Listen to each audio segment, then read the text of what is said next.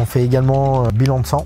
Nous avons un micronutritionniste qui travaille dans l'équipe, qui permet de déterminer au plus juste les besoins, parce que là on parlait énormément du physique, mais il y a l'alimentation qui va avec. On va dire de manière générale, on voit la nutrition classique avec juste glucides, lipides, protéines, qui sont vraiment nos trois bases, et surtout en nutrition classique, on va aller voir le côté énergétique des trois macronutriments. L'intérêt de la micronutrition, c'est aussi d'aller rajouter tout ce qui va être fer, zinc, magnésium, calcium, voir leur rôle dans chaque organe, voir le rôle des organes et les interactions des organes les uns avec les autres, et aussi du coup reprendre nos macronutriments du démarrage, mais aussi voir leur rôle dans l'ensemble. Si on veut vraiment optimiser nos athlètes, il faut que leur entraînement physique amène leurs améliorations, donc la création d'enzymes, que nous on s'assure qu'ils aient suffisamment d'enzymes, suffisamment de matériel pour créer les enzymes, et après derrière que les enzymes puissent tourner. Et ça, pour qu'elles arrivent à tourner, ça va dépendre justement de nos taux de fer, de nos taux de zinc, de nos taux de magnésium. S'ils sont en mauvaise santé, déjà les ramener en bonne santé, première étape.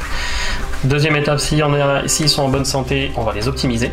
C'est-à-dire qu'on va permettre que chaque amélioration qui a été due à l'entraînement devienne vraiment efficace. Et après, derrière, s'ils sont déjà optimisés, on peut encore, avec les plantes, aller travailler dans le fond pour booster un peu la VO2, pour booster les performances classiques. On va avoir d'une part l'alimentation sur laquelle on va jouer, l'autre part les compléments. Et dans les compléments, on aura deux parties. La partie micronutrition, un micronutriments classique, vitamine D, zinc, fer, et la partie plante, qui est en fonction de la problématique, soit pour couper de l'inflammation, soit pour améliorer de la récupération, en fonction de nos besoins en fait. Le dernier test, c'est une spécialité qu'on a développée.